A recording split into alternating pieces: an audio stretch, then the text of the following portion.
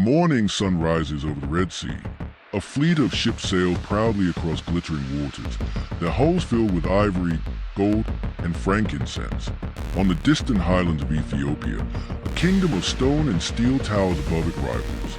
The Romans called it one of the four great powers of the world, alongside Persia, China, and their own empire. This was Axum, Africa's ancient superpower.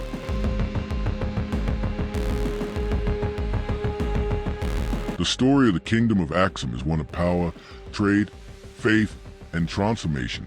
From the 1st century CE, it rose as a mighty empire commanding the crossroads of Africa, Arabia, and the Mediterranean. It was a land where stone obelisks scraped the skies, where merchants spoke dozens of tongues, and where kings minted coins that carried their names to faraway lands. Yet, just as it rose in brilliance, it would also fall into silence, leaving behind mysteries etched in stone.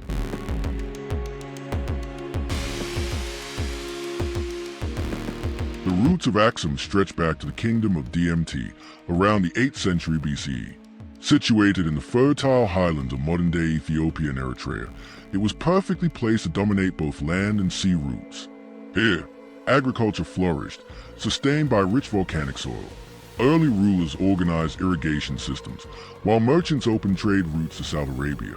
By the 1st century CE, Axum had consolidated into a powerful kingdom. Its location near the Red Sea gave it unmatched control over one of the busiest trade arteries of the ancient world. Caravans moved ivory, gold, salt, and slaves inland, while ships carried silk, spices, and wine from India and Rome. Axum was becoming not just a kingdom, but a superpower. Our 4 to 7 o'clock main story, the rise of superpower. Narration. By the 3rd century CE, Axum's kings were stamping their authority on the world. King Njubis became the first African ruler to mint coins, marking his reign in gold and silver. These coins carried Greek inscriptions, proof of Axum's global outlook. Soon after, under King Ezana in the 4th century, Axum reached its peak. Ezana expanded the empire through conquest, bringing the kingdoms of Nubia and parts of southern Arabia under his control. But perhaps his most significant act was his conversion to Christianity. Guided by a Syrian monk named Frumentius, Ezana declared Axum a Christian kingdom, one of the first in the world, even before much of Europe had embraced the faith. From its stone obelisks, some standing over 30 meters tall, to its powerful fleets that sailed the Red Sea, Axum was a beacon of both spiritual and economic power.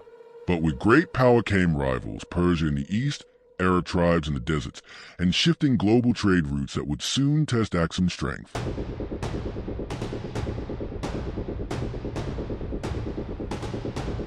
At its height, Axum stood shoulder to shoulder with Rome, Persia, and China. Merchants in Alexandria and Constantinople wrote of Axumite ships laden with treasures. The Persian prophet Mani described Axum as one of the 4 great kingdoms of his time. Its obelisks, carved from single slabs of granite, symbolize its might, silent skyscrapers of the ancient world. But the Golden Age carried seeds of decline. The rise of Islam in the 7th century shifted trade away from Axum's Red Sea ports to the Persian Gulf. Drought struck the highlands. Internal strife weakened kings. By the 10th century, Axum's voice had grown faint. Its stone obelisk stood in silence, guardians of a fallen empire.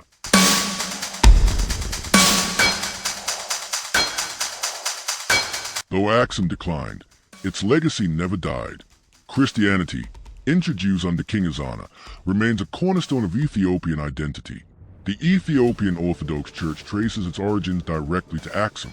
The obelisks still stand, marvels of engineering admired worldwide. Today, the modern city of Axum in northern Ethiopia is a UNESCO World Heritage Site. Pilgrims visit its churches, including the legendary Church of St. Mary of Zion, believed by many to house the Ark of the Covenant. Despite recent conflicts in the Tigray region threatening its heritage, Axum remains a living link between Africa's ancient power and its modern struggles. The story of Axum reminds us, empires rise, empires fall, but the echoes of greatness never fade. In the highland of Ethiopia, stone giants whisper of an age when Africa commanded the seas and spoke with the voice of a superpower. The Kingdom of Axum was more than just an empire. It was proof that Africa shaped the ancient world. And though centuries have passed, its spirit endures, in its people, its faith, and its stones that still touch the sky.